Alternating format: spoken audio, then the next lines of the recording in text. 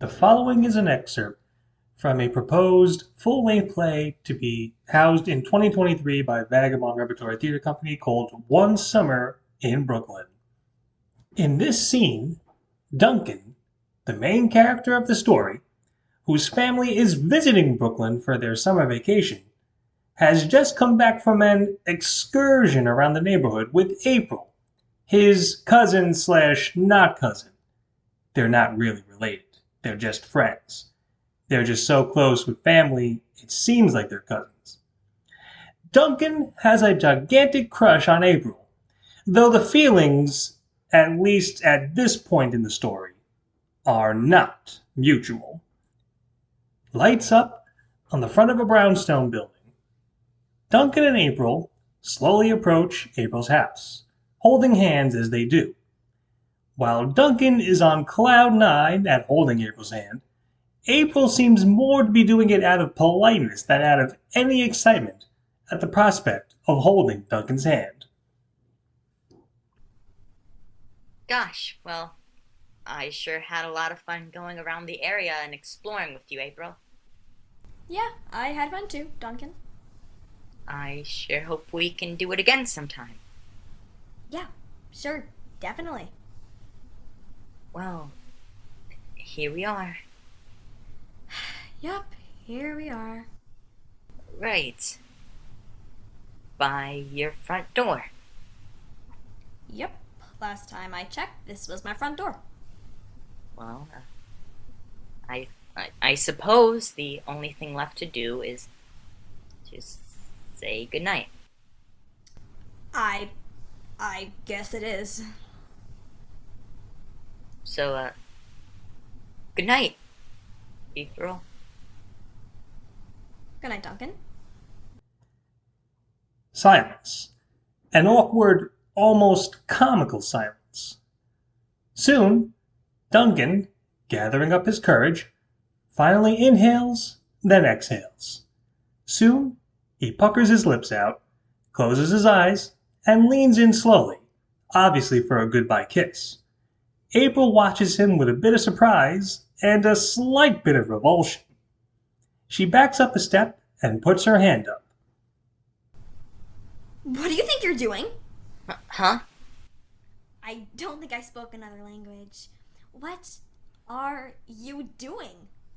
Er, well, I was hoping that maybe, just maybe, that I could kiss you goodnight. Kiss me goodnight? Well, yeah, if that's okay with you, of course. You want to kiss me goodnight? Uh, well, yeah. Oh, Duncan, for goodness sake. Did I do something wrong? I'll say you did. Duncan, the two of us, we simply cannot kiss under any circumstances. Is this about the whole we're cousins thing? April, my parents explained it to me.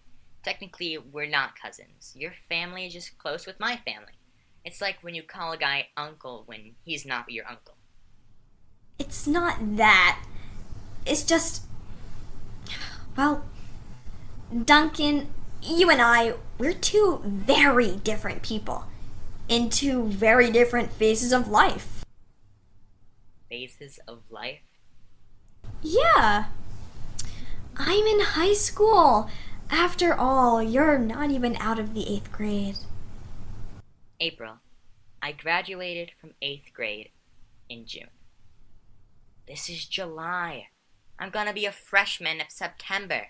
You're gonna be a sophomore. For goodness sakes, you're only 6 months older than me. Don't act like me being 13, you being 14, is such an astronomical age difference. Be that as it may, a kiss between us, it just wouldn't be proper. It wouldn't be a good idea. So just head back to your house. I suppose I'll see you at the barbecue tomorrow. You know, Girls like you really send me. Fine. Fine. I'm going. I'm going. Sheesh. And he was right about you. He was totally right. His ego thoroughly crushed, Duncan begins to slump off, muttering to himself as he does. April, however, frowns and barks out a command at him. Hold it! Get back over here. Duncan stops in his tracks, then turns around and, a bit nervously, returns back to April. She folds her arms across her chest, looking very annoyed. What did Andy say about me? Huh? Do you have wax in your ears?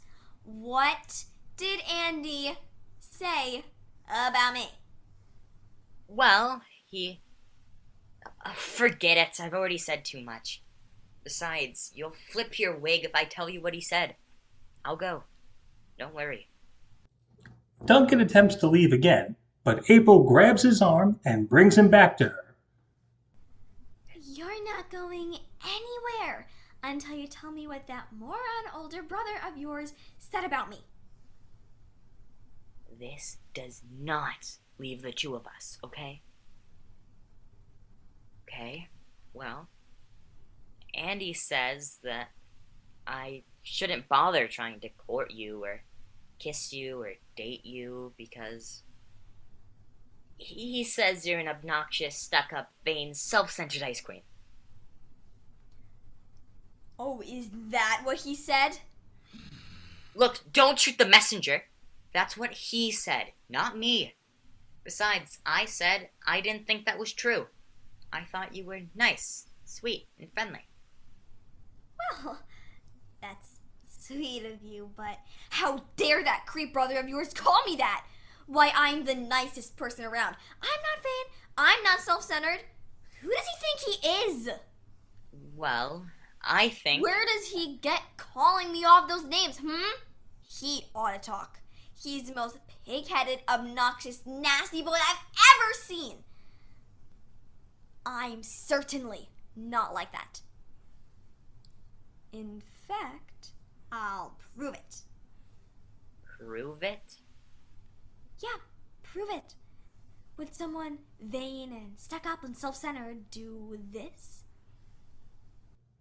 Suddenly, almost as if by impulse, April grabs Duncan by the collar, pulls him to her, and deeply kisses him on the lips. Duncan's eyes widen in utter shock, then droop close as April lets this kiss linger for several seconds.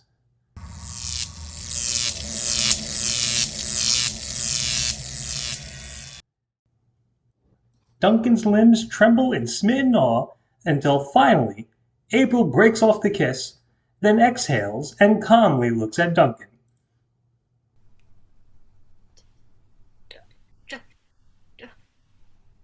Now, you tell your idiot brother that I said, would I kiss Duncan on the lips if I were obnoxious? 'Cause that's exactly what I just did. And last time I checked, obnoxious people don't just kiss someone, do they? You'll tell him I said that? Every word of it, exactly as I said it? Huh? Okay, good. But Andy had better be the only person you tell. Do not breathe even a syllable of this to anyone. Not your parents, not my parents, not your friends, and especially not my friends. Because if you blab about this, I'll make you regret it for the rest of your life. Got it? Got it. Okay. Well, good night, Duncan. Suddenly, April puts on a small but visible smile on her face. Could this be a genuine one? Slowly, she opens the door to her house and goes in and closes it, but not before giving Duncan another slight but visible smile. Duncan stands stone still on the porch for several moments. Then, slowly, he stumbles down the stairs into the sidewalk. He soon touches his hand to his lips, then lets it drop. She, she kissed me on the lips. She kissed me on the lips. She kissed me on the lips. Oh, holy crap. Wow. Duncan, on cloud nine, begins to dreamily, slowly walk back to his house as the lights fade to black and our scene comes to an end.